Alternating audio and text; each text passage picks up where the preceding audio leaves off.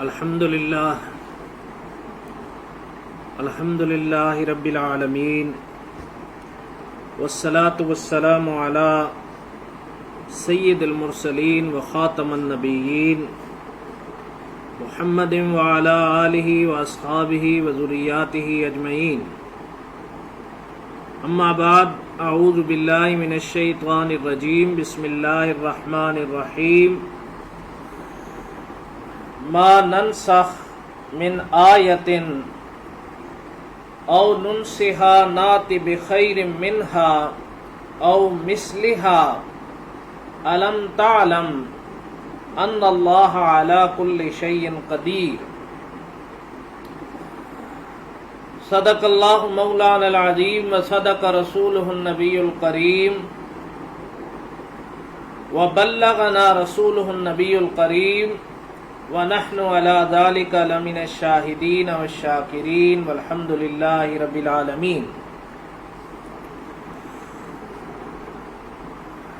عزیز طلبہ و طالبات اور معزز سامعین کرام، السلام علیکم ورحمۃ اللہ وبرکاتہ۔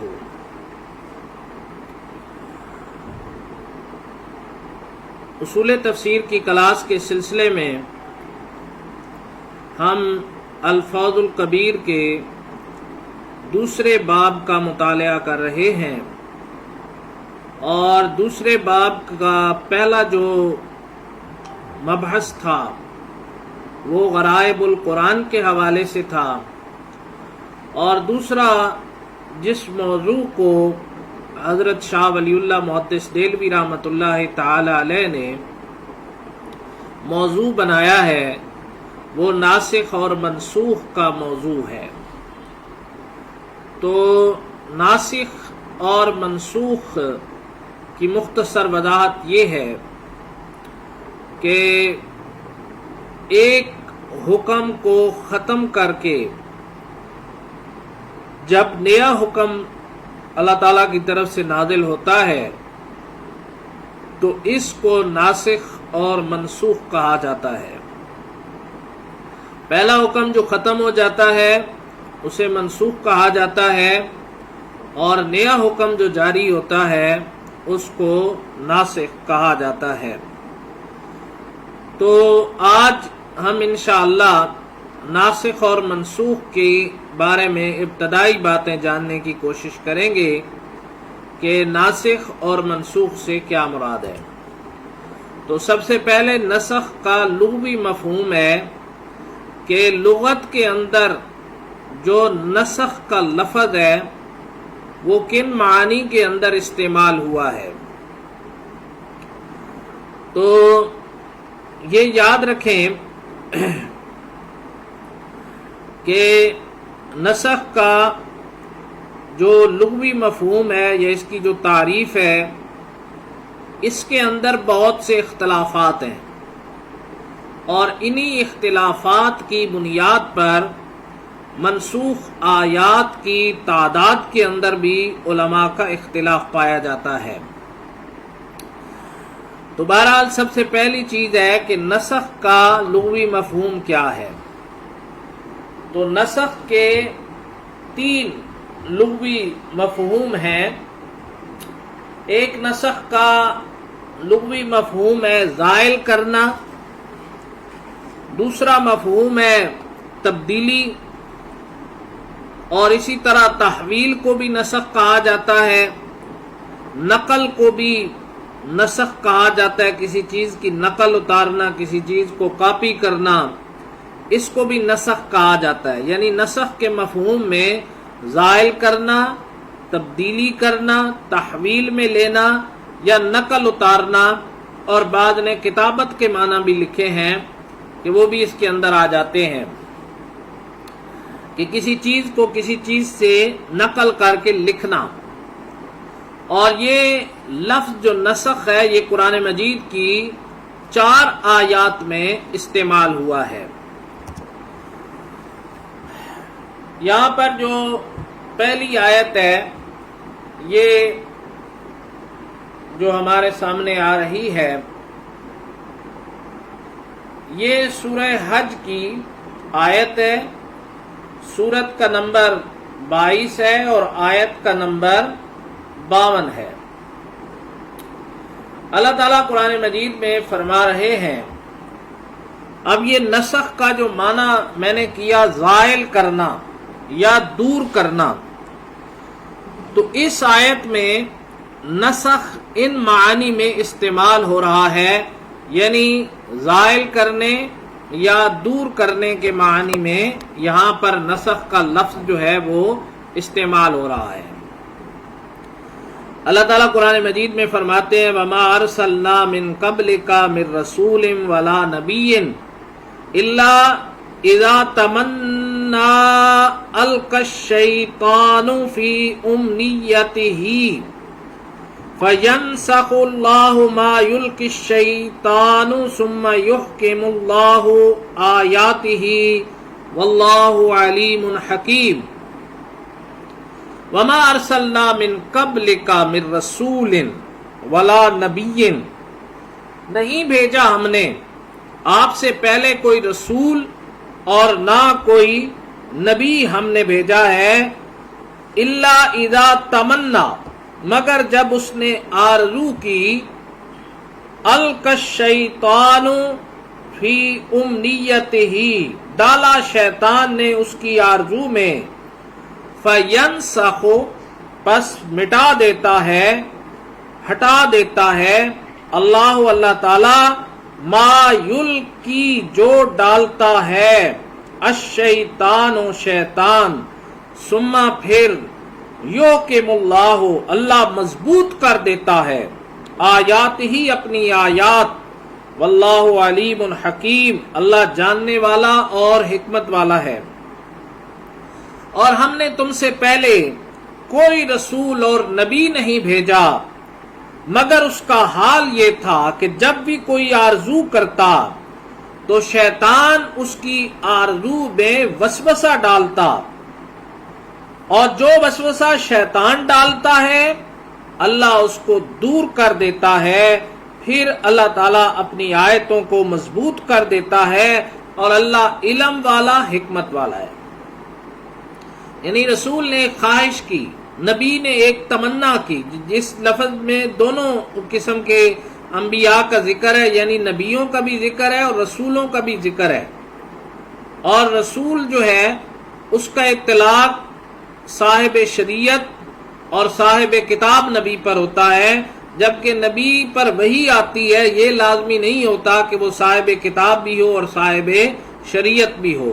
رسول جو ہے وہ صاحب کتاب بھی ہوتا ہے اور صاحب شریعت بھی ہوتا ہے، لیکن نبی جو ہے اس کے لیے یہ ضروری نہیں ہے کہ وہ صاحب کتاب بھی ہو اور صاحب شریعت ہو، بلکہ وہ کسی کے تعاون کے لیے بھی آ سکتا ہے، کسی نبی کی معاونت کے لیے بھی آ سکتا ہے، اور سابقہ شریعت کو بھی آگے چلا سکتا ہے۔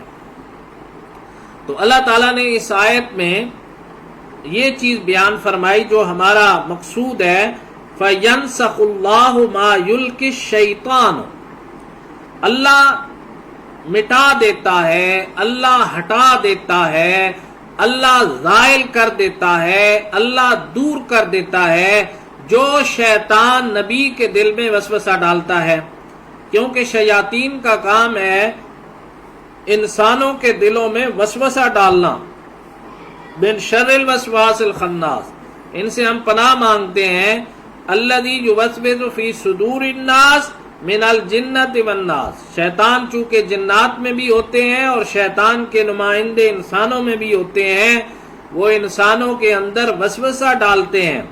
تو اللہ چونکہ اپنے نبی کی حفاظت کرتا ہے، اپنے رسول کی حفاظت کرتا ہے، لہذا وہ ان وسوسوں کو اپنے نبی سے دور کر دیتا ہے۔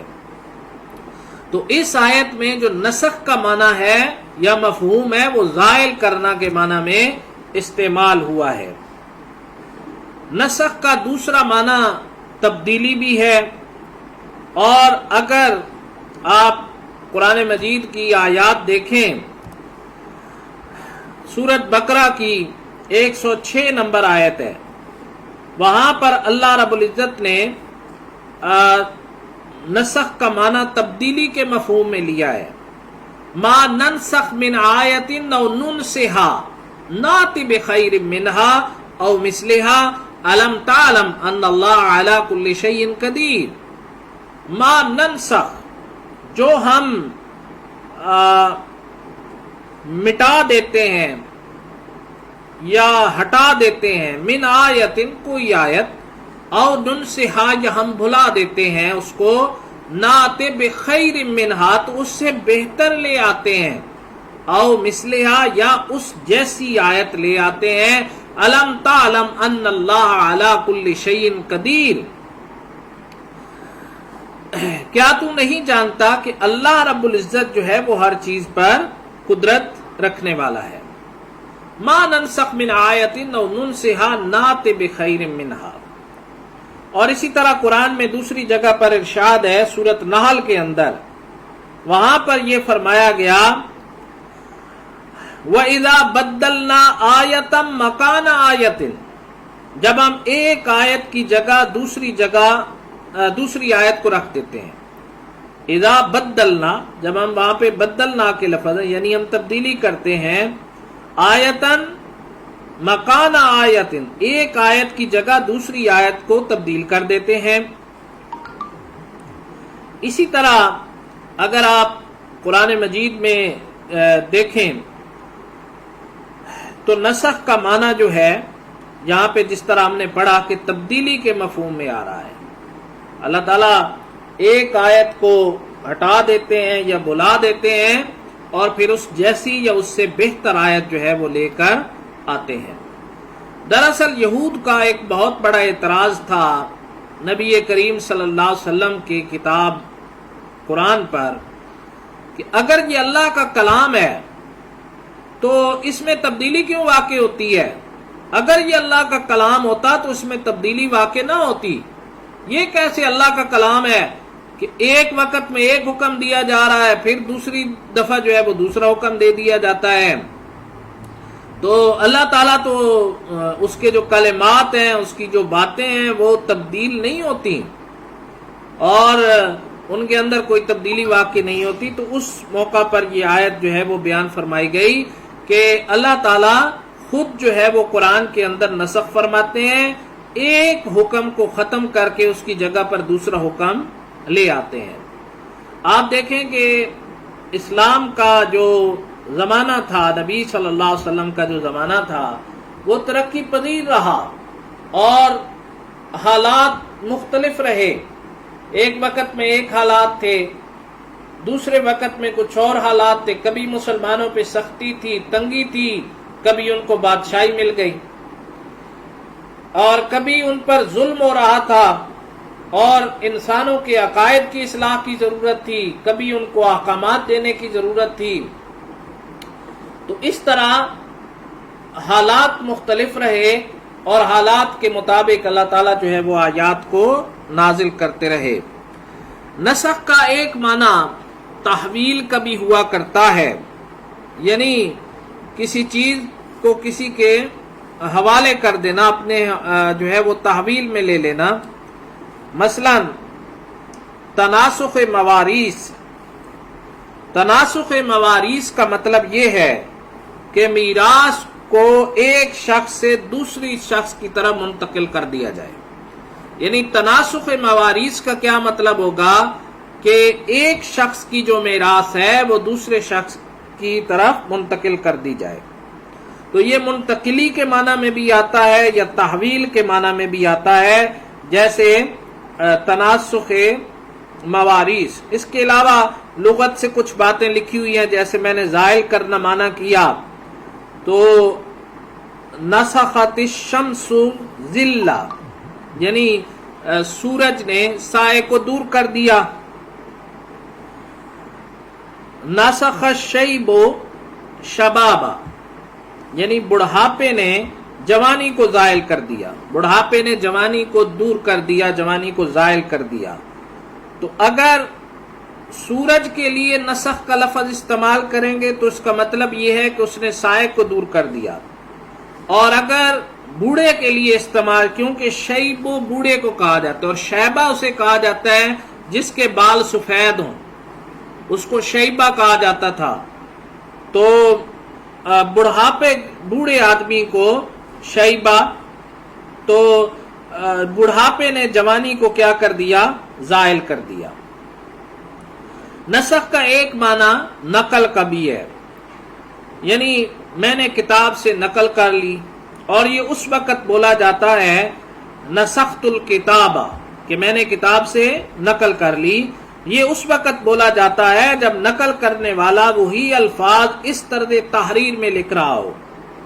تو بعض علماء اس آخری وجہ کو تسلیم نہیں کرتے، اور وہ اس کی دلیل یہ دیتے ہیں کہ ناسخ یعنی نقل کنندہ جو ہے، نقل کرنے والا ہے، بعین ہی وہی الفاظ نقل نہیں کرتا، بلکہ اس عبارت کے الفاظ دوسرے الفاظ کے ساتھ تحریر کرتا ہے. مگر سعدی نے اس کی صحت پر مندرجہ ذیل آیات سے استدلال کرتے ہیں. تو سعدی کون ہے؟ یہ امام ابو عبداللہ محمد بن برکات سعدی نے افضل بن امیر الجیوش کے لیے ایک کتاب الاعجاز فی معرفت ما فی القرآن من منسوخ و ناسخ نامی تالیف کی تھی، اور یہ مصر سے شائع ہوئی. تو یہ جو سعدی ہے محمد بن برکات ابو عبداللہ، ان کی کنیت ہے. تو یہ جس آیت سے استدلال کرتے ہیں وہ آیت ہے انا کننا نستنسخ ما کنتم تعملون. انا کننا نستنسخ ما کنتم تعملون، جو کام تم کرتے ہو ہم اسے لکھتے جاتے ہیں. سورت جاسیہ ہے، اور اس کی آپ دیکھیں کہ 29 نمبر آیت ہے. یہاں پر اللہ رب العزت جو ہے وہ فرما رہے ہیں ھذا کتابنا ینطق علیکم بالحق انا کننا نستنسخ ما کنتم تعملون. ھذا کتابنا، یہ ہماری کتاب ہے. ھذا اسم اشارہ ہے، ھذا کتابنا یہ ہماری کتاب ہے. ینطق بولے گی، علیکم تم پر، بالحق کے حق کے ساتھ، انا بے شک ہم، کننا نستنسخ ہم لکھواتے تھے، ما کنتم جو تھے تم، تعملون عمل کرتے. تو یہ ہماری کتاب تمہارے بارے میں سچ سچ بیان کر دے گی، جو کچھ تم کیا کرتے تھے ہم لکھواتے جاتے ہیں. اور دوسرا اسی طرح اللہ رب العزت نے فرمایا وَإِنَّهُ فِي أُمِّ الْكِتَابِ لَدَيْنَا لَعَلِيٌّ حَكِيمٌ. سورۃ زخرف کی 4 نمبر آیت ہے. وَإِنَّهُ فِي أُمِّ الْكِتَابِ، یہ بے شک جو ہے ام الکتاب میں، کتاب کی اصل کو کہا جاتا ہے، ماں کو کہا جاتا ہے. تو ام الکتاب میں، بے شک وہ ام الکتاب میں، لدینا لعلی حکیم. تو یہاں پر اللہ رب العزت یہ چیز بیان فرما رہے ہیں کہ یہاں پر جو علامہ سعدی ہیں وہ یہ فرماتے ہیں کہ ام الکتاب سے مراد یا تو لوح محفوظ مراد ہے. کیا مراد ہے؟ لوح محفوظ مراد ہے، یا وہ پوشیدہ کتاب جس کے بارے میں ارشاد ہوا ہے. یعنی یہاں جو ام الکتاب کا ذکر ہے تو اس کے بارے میں یہ فرمایا گیا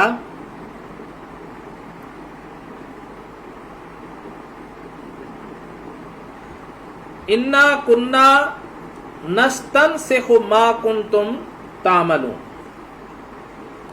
تو یہ جو کتاب ہے یہ بالکل سچ سچ بیان کر دیتی ہے.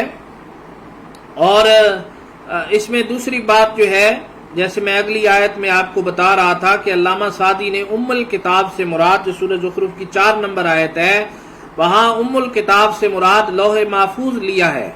یا وہ پوشیدہ کتاب جس کے بارے میں ارشاد ہوا لا یمسہ الا المطہرون، کہ اس کو صرف پاک باز ہی چھو سکتے ہیں، قرآن کو صرف وہ لوگ چھو سکتے ہیں جو پاک ہوں۔ تو مندرجہ بالا دلائل سے یہ معلوم ہوتا ہے کہ نسخ نقل کرنے کو کہتے ہیں۔ اس لیے قرآن کریم میں لوح محفوظ جو ہے، لوح محفوظ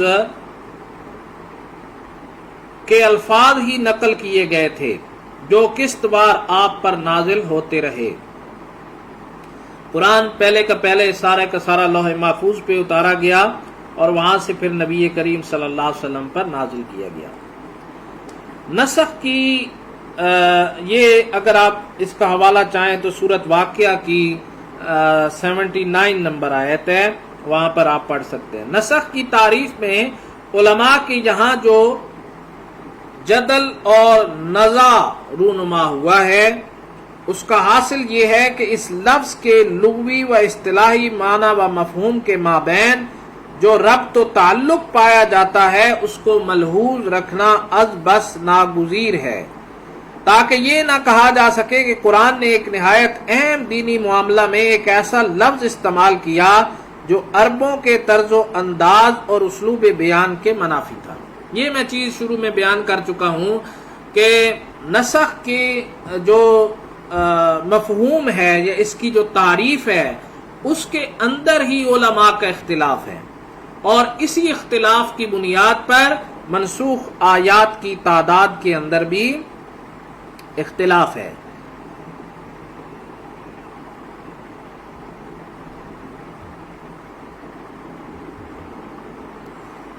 ایک اور جو جگہ سورۃ اعراف کی آخری آیت جو ہماری رہ گئی ہے اس ٹاپک کے حوالے سے، وہاں پر اللہ رب العزت سورۃ اعراف میں کیا فرماتے ہیں؟ وَلَمَّا سَكَتَ عَن مُوسَى الْغَضَبُ أَخَذَ الْأَلْوَاحَ وَفِي نُسْخَتِهَا هُدًى وَرَحْمَةٌ لِّلَّذِينَ هُمْ لِرَبِّهِمْ يَرْهَبُونَ۔ وَلَمَّا واو کا معنی اور ہوتا ہے، لما کا معنی جب، ساکتا ٹھہرا، ان سے موسیٰ سے، الغضب غصہ، اخذا لے لیا اٹھا لیا، الالواح تختیوں کو، وفی نسختها اور ان کی تحریر میں، ہدن ہدایت، ورحمت اور رحمت، للذین ان لوگوں کے لیے، ہم وہ لوگ، لربہم اپنے رب سے، یرہبون ڈرتے ہیں۔ جب موسیٰ علیہ السلام کا غصہ ٹھنڈا ہوا، غصہ فرو ہوا، تو تورات کی تختیاں اٹھا لی اور جو کچھ ان میں لکھا تھا وہ ان لوگوں کے لیے جو اپنے پروردگار سے ڈرتے ہیں ہدایت اور رحمت تھی۔ اب یہاں پر اگر آپ نسخ کا مفہوم دیکھیں تو یہاں پر نسخ کا معنی کتابت کیا جا رہا ہے، کہ جو کچھ ان کے اندر لکھا تھا، ان کی تحریر میں تھا، فی نسختہا، ان کی تحریر میں جو کچھ تھا۔ تو یہ سورۃ اعراف کی جو 154 نمبر آیت ہے، یہاں پر اس کا مفہوم یہ بن رہا ہے، نسخ کا معنی تحریر بن رہا ہے یا کتابت بن رہا ہے، کہ اس کے اندر جو کچھ لکھا ہوا تھا وہ ظاہری بات ہے کہ ان لوگوں کے لیے جو اپنے پروردگار سے ڈرتے ہیں، ان لوگوں کے لیے کتاب، ان کے لیے ہدایت ہوتی ہے جو اللہ تعالیٰ سے ڈرتے ہیں۔ متقی کا معنی یہی ہے، للذین ہم لربہم یرہبون، ان لوگوں کے لیے جو اپنے رب سے ڈرتے ہیں، اپنے رب کا خوف رکھتے ہیں۔ تو وہ جو تورات تھی جو تختیوں کی شکل میں تھی اور حضرت موسیٰ علیہ السلام کو دی گئی، حضرت موسیٰ علیہ السلام جب واپس آئے تو آپ کی قوم گائے پرستی کا شکار ہو چکی تھی، بچڑے کی پوجا کر رہی تھی۔ تو حضرت موسیٰ علیہ السلام بہت غصے ہوئے اور اپنے بھائی ہارون علیہ السلام جو ان کے معاون نبی تھے ان کو پکڑ کر مارا اور ان پر غصہ کیا کافی۔ تو انہوں نے کہا کہ میرا کیا قصور ہے، میں نے تو ان کو سمجھایا لیکن یہ قوم جو ہے وہ میری بات نہیں مانی۔ تو پھر موسیٰ علیہ السلام، اللہ تعالیٰ فرما رہے ہیں، جب ان کا غصہ ٹھنڈا ہو گیا تو پھر انہوں نے تختیاں اٹھا لی، اخذ الالواح، تختیاں پکڑ لی، اٹھا لی، وفی نسختها ہدی ورحمۃ للذین هم لربهم یرہبون، اور یہ جو کتاب تھی تورات، اس میں جو کچھ بھی لکھا گیا تھا ظاہری بات ہے وہ اللہ کی طرف سے تھی، اللہ کے ایک نبی لا رہے تھے، اللہ کی سچی کتاب تھی، تو اس میں ہدایت بھی تھی، رہنمائی بھی تھی اور رحمت بھی تھی ان لوگوں کے لیے جو اللہ تعالیٰ سے ڈرتے تھے یا اللہ تعالیٰ کا خوف رکھتے تھے۔ تو بعد کے اندر ظاہری بات ہے کہ ان کتابوں کے اندر تبدیلی کر دی گئی، لیکن یہ کتابیں اپنے وقت کی سچی کتابیں تھیں، اللہ تعالیٰ کی طرف سے نازل ہوئیں۔ تو بہرحال اب یہ مفہوم واضح ہو جانا چاہیے کہ نسخ کا معنی جو ہے وہ زائل کرنا بھی ہے، تبدیلی بھی ہے، تحویل بھی ہے، نقل بھی ہے، اور اس کے ساتھ ساتھ ایک جو اور معنی کہ کتابت بھی ہے، تحریر بھی ہے۔ اور اللہ تعالیٰ نے یہ جو آیت میں نے آپ کے سامنے پڑھی، ما ننسخ من آیت او ننسها نات بخیر منہا او مثلہا، تو ڈاکٹر صبی صالح لکھتے ہیں کہ ہمارا خیال ہے کہ قرآن نے جہاں بھی نسخ کا لفظ ذکر کیا ہے اس کو حقیقی معنی میں استعمال کیا ہے۔ یہ حقیقت ہے کہ نسخ کا لفظ جہاں بھی مذکور ہو اس سے اس معنی کے سوا کوئی دوسرا مفہوم ذہن میں نہیں آتا، بشرطے کہ جدل و نزع اور اختلاف لفظی اور ذہنی عیاشی کا شوق دامنگیر نہ ہو۔ تو بہرحال یہ مفہوم ہے نسخ کا، اور اس کے بارے میں نے بڑی تفصیل سے بات کر دی ہے، یہ لغوی مفہوم ہے۔ اب ہم چلتے ہیں کہ نسخ کی تعریف کیا ہے۔ تو نسخ کی جو تعریف ہے یہ بہت سی جو تعریفیں ہیں وہ نسخ کی گئی ہیں، اور نسخ کی جو تعریف ہے یہ مختلف قسم کی اصطلاحی تعریفیں کی گئی ہیں۔ علامہ بدر الدین زرکشی جن کی البرہان فی علوم القرآن کافی مشہور ہے، علامہ بدر الدین زرکشی نے اس کی تعریف یہ کی ہے کہ شرعی حکم کے بعد میں آنے والی شرعی دلیل کے ذریعے اٹھا لینا، اور اسی طرح دوسری جو تعریف ہے وہ بحر المحیط میں، یعنی اصول فقہ کے اندر، اصول فقہ میں بحر محیط ایک کتاب ہے، تو وہاں پر جو ہے وہ لکھا ہے کہ نسخ کے شرعی معنی میں ایک حکم شرعی کو دوسرے حکم شرعی میں تبدیل کر دینا۔ اور علامہ زرقانی رحمۃ اللہ تعالی علیہ نسخ کی اصطلاحی تعریف میں لکھتے ہیں کہ اصطلاحی طور پر نسخ کثیر معانی کا حامل ہے، لیکن سب سے زیادہ بہتر تعریف یہ ہے، یہ جو تعریف ہے، اور اسی کو ڈاکٹر صبی صالح نے سب سے درست جو ہے وہ تعریف کہا ہے، یعنی یہ جو تعریف ہے یہ سب سے بہتر جو ہے وہ تعریف ہے، جو ڈاکٹر صبی صالح صاحب نے اس کو سب سے بہتر اور سب سے اچھی تعریف کہا ہے، تو وہ یہی ہے کہ اللہ رب العزت کی کتاب کے بارے میں ناسخ اور منسوخ کی تعریف کیا ہوگی؟ رفع الحکم الشرعی بدلیل شرعی، رفع اٹھا لینے کے معنی میں ہوتا ہے وَرَفَعْنَا لَكَ ذِكْرَكَ، تو رفع اٹھا لینا، الحکم الشرعی ایک خاص شرعی حکم کو بدلیل شرعی، شرعی دلیل کے ساتھ، یعنی شرعی حکم کو شرعی دلیل کے ساتھ اٹھا لینا، رافع الحکم الشرعی بدلیل شرعی، کہ ایک شرعی حکم کو شرعی دلیل کے ساتھ اٹھا لینا، یہ اس کا اصل جو ہے وہ یہ سب سے مناسب، بہتر اور علماء کی پسندیدہ تعریف ہے۔ ڈاکٹر صبحی صالح نے اس تعریف کے بارے میں لکھا ہے کہ نسخ کی صحیح ترین اصطلاحی تعریف جو لغت عرب اور شرعی نصوص دونوں کے مطابق ہے، حسب ذیل ہے۔ ڈاکٹر صبحی صالح لبنان کے ایک سکالر گزرے ہیں اور ان کی کتاب مباحث فی علوم القرآن ہے، اور اس میں انہوں نے اس تعریف کو بالکل صحیح تعریف اور اتھینٹک تعریف کہا ہے کہ یہ صحیح ترین ہے، لغت عرب اور شرعی نصوص دونوں کے مطابق ہے کہ کسی شرعی دلیل کی بنا پر کسی دینی حکم کے اٹھ جانے، باقی نہ رہنے کو نسخ کہتے ہیں۔ شرعی دلیل کی بنیاد پر ایک شرعی حکم کا اٹھ جانا یا باقی نہ رہنا نسخ کہلاتا ہے۔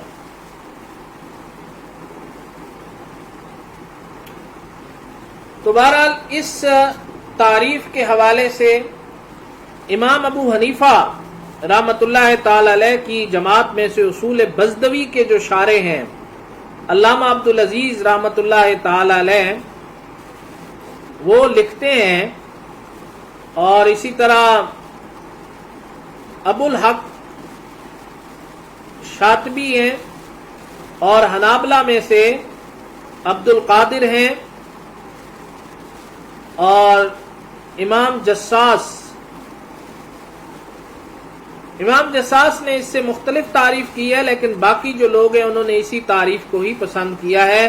امام ابو بکر جساس رازی حنفی نے 37 ہجری نسخ کی اس طرح تعریف کرتے ہیں: نسخ کے شرعی معنی ہے اس حکم کی مدت کا بیان اور اعلان کرنا جس کے بارے میں ہمارا خیال اور اندازہ یہ تھا، مگر ناسخ کے آنے پر ہمیں معلوم ہوا کہ اس کی مدت نفاذ اس وقت تک اور اس کے بعد اس کا نافذ رہنا اللہ تعالیٰ کی قطعاً مراد نہیں تھا۔ یعنی امام ابو بکر جساس رازی حنفی نے نسخ کی جو تعریف کی ہے کہ ایک حکم کی مدت کا بیان اور اعلان کرنا، کہ ایک حکم کی کتنی مدت ہوگی، سال رہے گا، 2 سال رہے گا، کتنا عرصہ یہ حکم جو ہے وہ باقی رہے گا، اور اعلان کرنا جس کے بارے میں ہمارا خیال اور اندازہ یہ تھا، مگر ناسخ کے آنے پر ہمیں معلوم ہوا کہ اس کی مدت نفاذ اتنی تھی۔ ایک حکم تھوڑے سے وقت کے لیے، یعنی جب حکم منسوخ ہوا تو اس حکم کی مدت کا پتہ چل گیا۔ مثال کے طور پہ ایک حکم آتا ہے کہ پہلے جو وراثت تقسیم ہوتی تھی یہ مہاجرین اور انصار کے درمیان تقسیم ہوتی تھی اور ایمانی رشتوں کی بنیاد پر تقسیم ہوتی تھی۔ ایک مہاجر انصاری کے مال کا وارث ہوتا، انصاری مہاجر کے مال کا وارث ہوتا، لیکن بعد میں اس حکم کو تبدیل کر دیا گیا اور اب وراثت جو ہے وہ شرعی جو ہے وہ رشتوں کی بنیاد پر، خونی رشتوں کی بنیاد پر تقسیم ہوتی ہے۔ تو پہلے وراثت جو تقسیم ہو رہی تھی وہ ایمانی رشتوں کی بنیاد پر ہوتی رہی تھی۔ اب جو وراثت تقسیم ہو رہی ہے تو جب دوسرا حکم آیا، سورۃ نساء نازل ہوئی اور خونی رشتوں کے جو ہے وہ وراثت کے احکام بیان کیے گئے، تو اس وقت یہ معلوم ہوا کہ اس حکم کی مدت جو مہاجرین اور انصار اور ایمانی رشتوں سے متعلق تھا، اس کی مدت بس اتنی ہی تھی۔ تو یہ چیز اصل میں امام جساس رازی حنفی جو ہے وہ بیان فرمانا چاہتے ہیں۔ امام بزدوی رحمت اللہ تعالی علیہ توضیح کرتے ہوئے لکھتے ہیں: نسخ صاحب شریعت کے علم کے اعتبار سے تو حکم کی مدت کا محض بیان اور اعلان ہے جو اللہ تعالیٰ کو تو معلوم تھی، لیکن اس نے حکم کو مطلقاً ذکر کیا تھا، یعنی اس کی مدت بیان کی نہیں تھی، اس لیے بندوں کے حق میں بظاہر یہ حکم جاری رہنے والا تھا کہ ہمارے علم کے اعتبار سے حکم سابق کی مدت کا صرف اظہار اور اعلان ہے، جیسا کہ کسی شخص کا قتل ہو جانا اللہ تعالیٰ کے اعتبار سے اس کی موت کے وقت کا اظہار ہے، اس لیے کہ وہ اپنے مقررہ وقت پر فوت ہوا، لیکن قاتل کے حق میں یہ تغیر اور تبدل ہے۔ تو بہرحال جو فقہا ہیں یہ ذرا فقیہ قسم کے مفسرین ہیں اور فقیہ قسم کے لوگ ہیں، تو انہوں نے نسخ سے مراد اس آیت کی جو مدت ہے یا اس کا جو بیان ہے، اس کی مدت کا جو بیان ہے یا اس کا جو اعلان ہے وہ مراد لیا ہے۔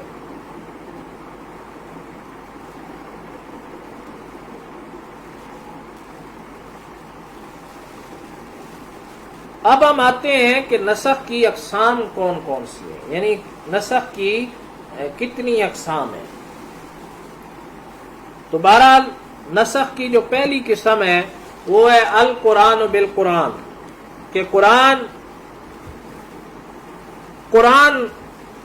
خود ایک حکم کو ختم کر کے نیا حکم آ جاتا ہے، ایک حکم کو منسوخ کیا اس کی جگہ پر نیا حکم آ گیا، اسے کہا جاتا ہے نسخ القرآن بالقرآن۔ اور جمہور علماء کا اتفاق ہے، یعنی اکثر علماء کا اتفاق ہے کہ قرآن کا نسخ قرآن کے ذریعے ہو سکتا ہے، کیونکہ عقلی دلائل سے اس کی تائید ہوتی ہے، اس لیے کتاب اللہ کا نسخ کتاب اللہ کے ذریعے ہی درست ہے، یعنی قرآن سے قرآن کا نسخ۔ اس کی میں تھوڑی سی ایک آسان سی مثال جو حضرت شاہ ولی اللہ محدث دہلوی رحمۃ اللہ تعالی علیہ نے بھی بیان کی ہے۔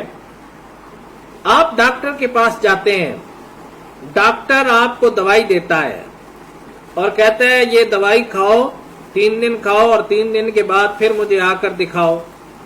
آپ 3 دن بعد پھر ڈاکٹر کے پاس جاتے ہیں تو ڈاکٹر آپ سے یہ کہتا ہے کہ بھئی آپ اسے بتاتے ہیں کہ یہ میں نے دوائی کھائی لیکن اس سے کوئی فرق نہیں آیا، تو ڈاکٹر وہ دوائی یا اس دوائی نے ریئیکشن کیا تو ڈاکٹر وہ دوائی کاٹ کے ایک نئی دوائی لکھ دیتا ہے۔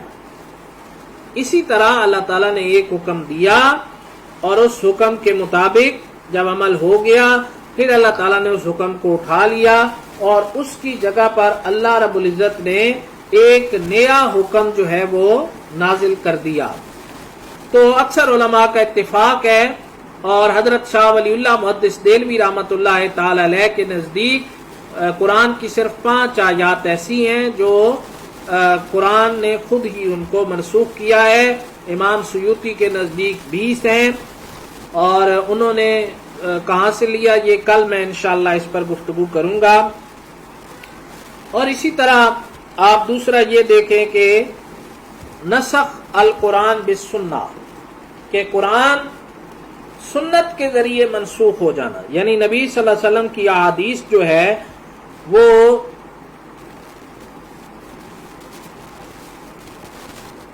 قرآن کی بعض احکامات کو منسوخ کر دیتی ہے۔ جمہور جو یعنی اکثر ائمہ دین کی یہ رائے ہے کہ قرآن کا حکم سنت رسول اللہ صلی اللہ علیہ وسلم سے منسوخ ہو سکتا ہے۔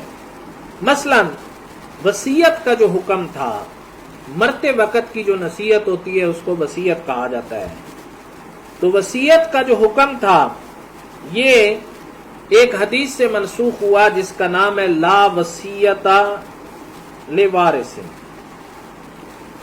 یعنی وارث کے لیے وصیت نہیں ہے۔ تو آپ اس میں یہ دیکھیں کہ یہ حکم کیا ہو گیا، منسوخ ہو گیا۔ تو پہلے جو مطلب ہے کہ ایک تو یہ توجیہ ہے، لیکن دوسری توجیہ یہ بھی ہے کہ یہ اس حدیث سے کے علاوہ خود قرآن نے ہی منسوخ کر دیا، کیونکہ قرآن نے ہر وارث کے حصے مقرر کر دیے۔ اب وصیت کرنے والا چاہے وہ رثا کے حصے مقرر کرے یا نہ کرے، ان کو دے یا نہ دے، اس پر یہ حکم ہے کہ اس نے ہر وارث کو اتنا حصہ دینا ہے جتنا اس کا حصہ بنتا ہے، یعنی قرض وغیرہ کے بعد ہر وارث کا جتنا حصہ بنتا ہے اتنا حصہ آپ کو دینا پڑے گا۔ تو یہ ہے کہ قرآن مجید نے سنت کے ذریعے لیکن اس میں ایک اور چیز بھی ہے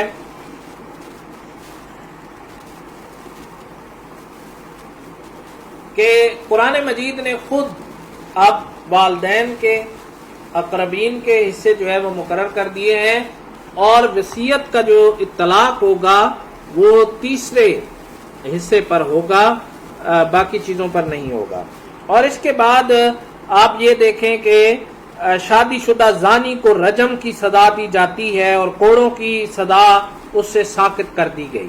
یعنی قرآن مجید نے جو حکم دیا ہے زانی کے لیے، یا زانی مرد ہو چاہے عورت ہو، اس کے لیے حکم یہ دیا ہے کہ انہیں 100 کوڑے مارے جائیں۔ لیکن آپ دیکھیں کہ حدیث کے مطابق زانی کو کوڑے نہیں مارے جائیں گے، جو شادی شدہ زانی ہوگا۔ کنوارے زانی کو یا زانیہ کو جو کنوارے ہیں ان کو کوڑے مارے جائیں گے، لیکن جو شادی شدہ زانی ہوگا اسے رجم کیا جائے گا، اسے سنسار کیا جائے گا۔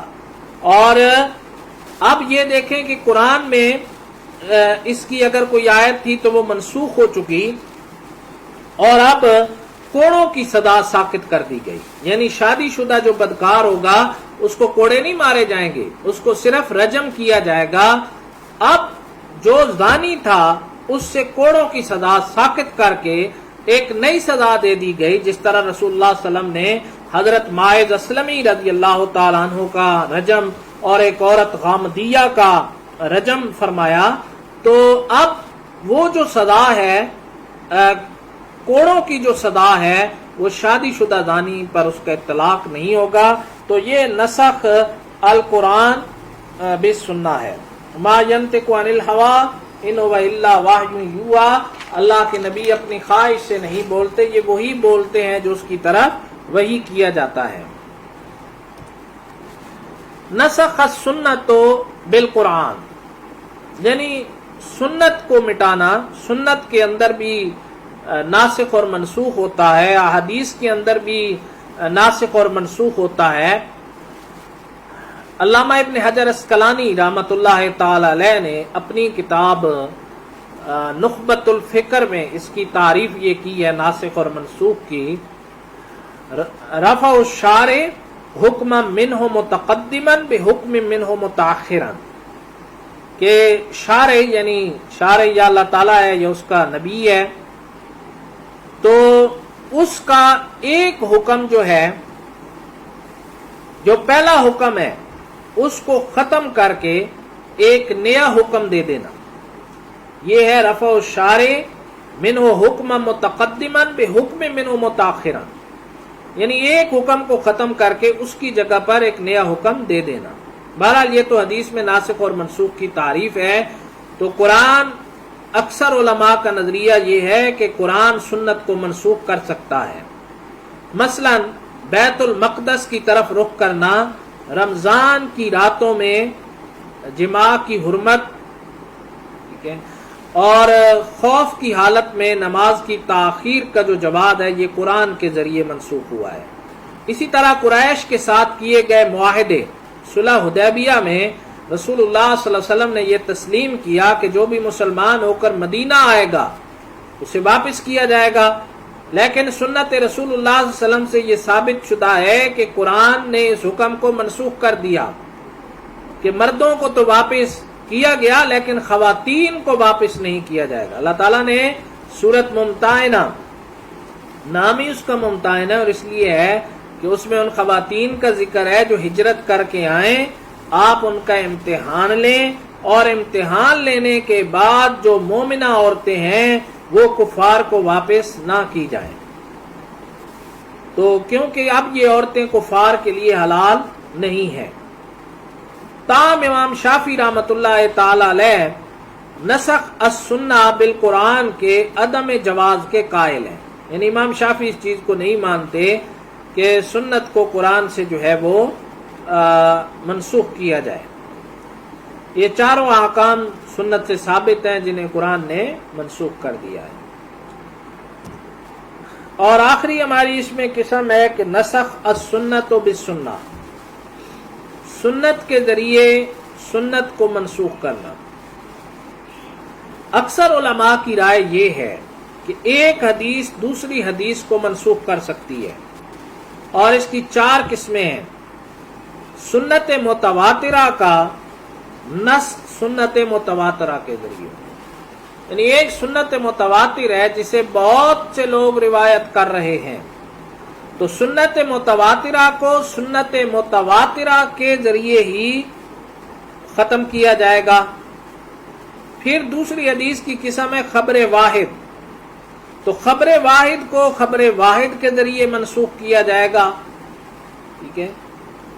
اب تیسری آ گئی کہ خبر واحد کا نسخ جو ہے وہ سنت متواترہ کے ذریعے ہے، یعنی آپ اس میں یہ دیکھیں کہ جو اتھینٹک حدیث ہوگی، جو متواتر درجے کی حدیث ہوگی، وہ متواتر کو ختم کر سکے گی، اور جو کمزور درجے کی حدیث ہوگی وہ کمزور درجے یعنی متواتر سے کم درجے کی ہوگی، وہ کم درجے کی حدیث کم درجے کو ختم کر سکے گی۔ سٹرانگ حدیث یا مضبوط حدیث کو ختم کر سکتی ہے، اور کم درجے کی جو حدیث ہے جس کو خبر واحد کہا جاتا ہے، اس کی آگے اقسام ہے، مشہور ہے، عزیز ہے، غریب ہے، ضعیف ہے، تو وہ اس کے ذریعے ختم ہوگا۔ اور آخری یہ ہے کہ سنت متواترہ کا نص خبر واحد کے ذریعے، ایک خبر واحد جو ہے وہ ایک متواتر حدیث کو ختم کر سکتی ہے، لیکن اس میں علماء کا اختلاف ہے، اور پہلی 3 باتوں میں علماء کا اتفاق ہے کہ سنت متواترہ کو ختم کر سکتی ہے، خبر واحد کو ختم کر سکتی ہے، اور سنت متواترہ خبر واحد کو بھی ختم کر سکتی ہے، لیکن اس میں اختلاف ہے عقلی اور شرعی طور پر وہ تو جائز ہے، لیکن آخری قسم کے بارے میں عقلی جواز پر علماء کا اتفاق ہے، مگر شرعی جواز میں اختلاف ہے۔ حضور صلی اللہ علیہ وسلم کی ایک حدیث کے مطابق، میں یہ حدیث بتاتا ہوں تو پہلے میں اس کی تھوڑی سی وضاحت کر لوں کہ ایک جو کمزور حدیث ہے وہ ایک طاقتور حدیث کو کیسے ختم کر سکتی ہے۔ تو بہرحال یہ عقل کے بھی چونکہ خلاف ہے، اور عقلی طور پر بھی یہ جو ہے وہ جائز، شرعی طور پر بھی یہ جائز نہیں ہے، تو اس لیے ایسا نہیں ہو سکتا۔ حضور صلی اللہ علیہ وسلم کی ایک حدیث ہے، جس چیز کو آگ نے چھوا ہو اس کو کھانے سے وضو لازم ہو جاتا ہے۔ پہلے یہ تھا کہ اگر آپ نے وضو کیا ہے اور کوئی آگ پہ پکی ہوئی چیز کھا لی ہے تو آپ کا وضو ٹوٹ جائے گا، یعنی مسئلہ یہ تھا کہ اگر ایک چیز آگ پر پکی ہے، آپ نے وضو کیا، وضو کرنے کے بعد آپ نے چائے پی لی یا کوئی چیز آگ پہ پکی ہوئی کھا لی، تو اب آپ کا وضو ٹوٹ جائے گا۔ لیکن بعد میں یہ حدیث منسوخ ہو گئی اور یہ حدیث ناسخ ہوئی کہ آپ صلی اللہ علیہ وسلم نے بکری کا گوشت تناول فرمایا مگر وضو نہ کیا۔ بکری کا گوشت پکا ہوا تھا، وہ آپ صلی اللہ علیہ وسلم نے کھایا اور وضو نہ کیا۔ اسی طرح ایک حدیث آتی ہے، نہیتکم عن زیارات القبور فزوروها، میں نے تمہیں قبروں کی زیارت سے منع کیا تھا، اب تم قبروں کی زیارت کیا کرو، یعنی عبرت اور نصیحت کے لیے پہلے آپ صلی اللہ علیہ وسلم نے منع فرما دیا کیونکہ شرک کا اندیشہ تھا، تو آپ نے نہیتکم عن زیارات القبور، میں نے تم کو قبروں کی زیارت کرنے، قبروں پہ جانے سے منع فرما دیا، لیکن بعد میں آپ صلی اللہ علیہ وسلم نے فرمایا فزوروها، اب قبروں کی زیارت کیا کرو، تو اب جو ہے وہ اس کی اجازت ہے۔ تو بہرحال ایک حکم پہلے آیا، اس کے بعد اس حکم کو ختم کر کے ایک نیا حکم جو ہے وہ جاری کر دیا گیا۔ اگلا ہمارا اس میں ٹاپک ہے کہ منسوخ کی اقسام کون کون سی ہیں۔ تو یاد رکھیں منسوخ کی 3 اقسام علماء نے بیان کی ہیں، تلاوت اور حکم کا منسوخ ہو جانا، یعنی بعض آیات وہ ہیں کہ تلاوت بھی منسوخ ہو گئی اور حکم بھی منسوخ ہو گیا۔ اسی طرح دوسری وہ آیات ہیں جن کا حکم منسوخ ہو گیا، اور تیسری وہ آیات ہیں جن کی تلاوت منسوخ ہو گئی، حکم باقی رہا۔ یہ میں پھر تھوڑا سا وضاحت کر دوں کہ بعض وہ آیات تھیں جن کی تلاوت بھی منسوخ اور حکم بھی منسوخ ہو گیا، دوسری وہ ہے جن کا حکم منسوخ ہوا لیکن تلاوت ہے۔ قرآن میں ہم پڑھتے ہیں لیکن ان کا حکم کیا ہو گیا؟ ختم ہو گیا. تلاوت ان کی باقی ہے، حکم ختم ہو گیا. بعد وہ ہیں جن کی تلاوت ختم ہو گئی لیکن حکم باقی ہے. تو یہ منسوخ کی اقسام ہے. تو جن کا تلاوت بھی ختم ہو گئی اور حکم بھی ختم ہو گیا. حضرت ابی بن کعب رضی اللہ تعالیٰ عنہ اپنے ساتھی ابو ذر رضی اللہ تعالیٰ عنہ سے پوچھا کہ تم لوگ سورت احزاب کی کتنی آیات شمار کرتے ہو؟ اس نے کہا اس سورت کی آیات 73 ہے. ابی بن کعب نے فرمایا کہ یہ سورت تو سورت البقرہ کے برابر تھی، اس کا تلاوت بھی منسوخ ہو گئی اور حکم بھی منسوخ ہو گیا. بعد وہ آیات ہیں جن کا جو ہے وہ حکم منسوخ ہو گیا لیکن تلاوت باقی رہی.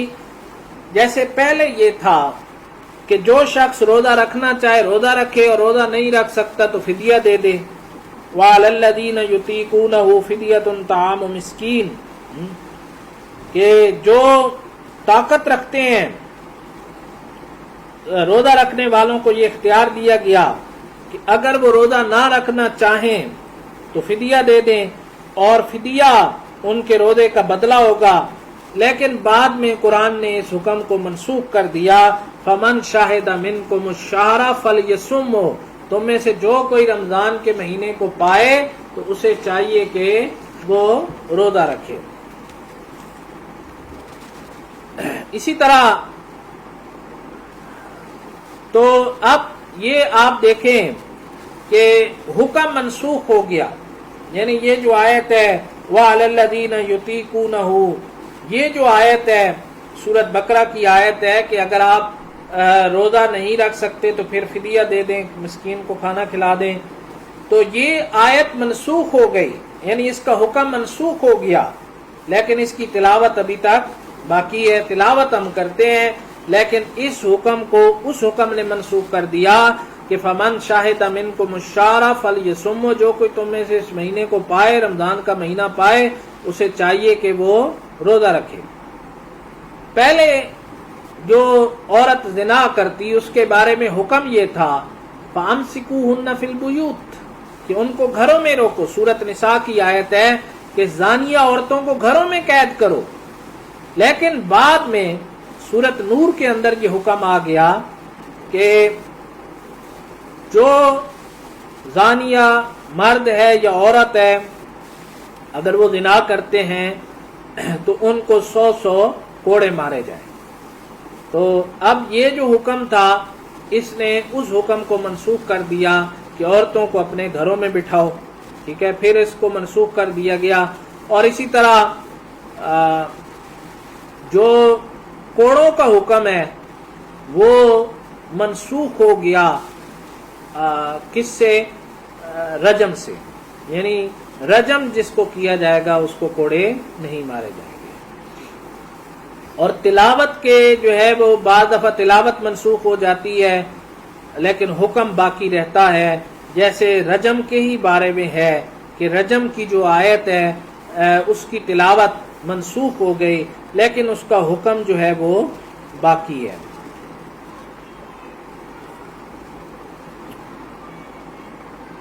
احناف، شوافی اور حنابلہ نے اس مثال کو اپنی کتاب میں پیش کرتے ہوئے لکھا ہے کہ یہ قرآن کریم کی آیت تھی جس کی تلاوت اب منسوخ ہو چکی ہے لیکن اس کا حکم باقی رہے گا. شادی شدہ زانی اور زانیہ کی سزا رجم ہے.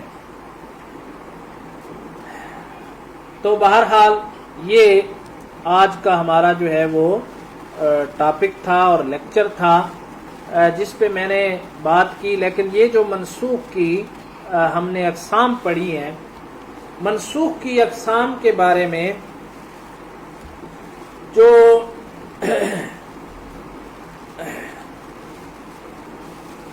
ڈاکٹر سبی صالح ہیں انہوں نے اس تقسیم کو درست ویسے نہیں کہا. ان آیت منسوخہ کی تلاش کے ذوق نے لوگوں میں بہت سی غلطیوں سے مبتلا کر دیا ہے جن سے دور رہنا چاہیے.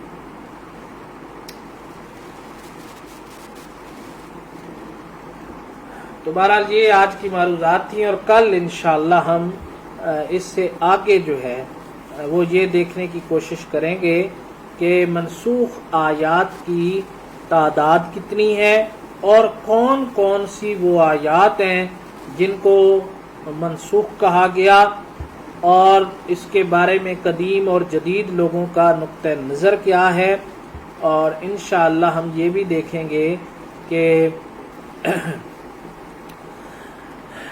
امام سیوطی کا جو نظریہ ہے وہ کہاں سے لیا گیا، الاتقان میں جو انہوں نے اس کے حوالے سے بیان کیا، اور پھر حضرت شاہ ولی اللہ محدث دہلوی رحمۃ اللہ تعالی علیہ کا کیا اس میں کنٹریبیوشن ہے، اور انہوں نے پھر 5 تک جو محدود کی ہے، اور اس میں سے بھی کچھ کی تعویل ہو جاتی ہے۔ تو بہرحال یہ ساری چیزیں انشاءاللہ اگلے لیکچر میں ہم دیکھیں گے کہ کون کون سی آیات منسوخ ہیں اور ان منسوخ آیات کی تعداد کتنی ہے، اور یہ منسوخ آیات کہاں کہاں قرآن مجید کے اندر موجود ہیں۔ تو انشاءاللہ اس پہ تحقیق کر کے اس کو آپ کے سامنے پیش کیا جائے گا۔ اللہ تعالیٰ سے دعا ہے کہ اللہ تعالیٰ ہمیں قرآن کی صحیح سمجھ عطا فرمائے۔ اللہم نور قلوبنا بالقرآن وزین اخلاقنا بالقرآن ونجنا من النار بالقرآن وادخلنا فی الجنت بالقرآن۔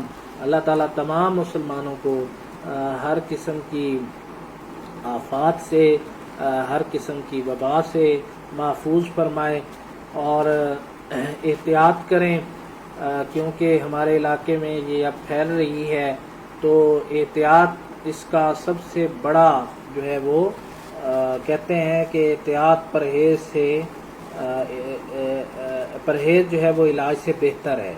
تو اس لیے کوشش کریں، اللہ تعالیٰ سے رابطے میں رہیں، اللہ سے تعلق قائم کریں، گناہوں کو چھوڑ دیں اور احتیاط کریں، تاکہ اللہ تعالیٰ ہمیں پوری قوم کو، پوری امت کو ان وباؤں سے اور ان مصیبتوں سے اپنی حفاظت میں رکھے۔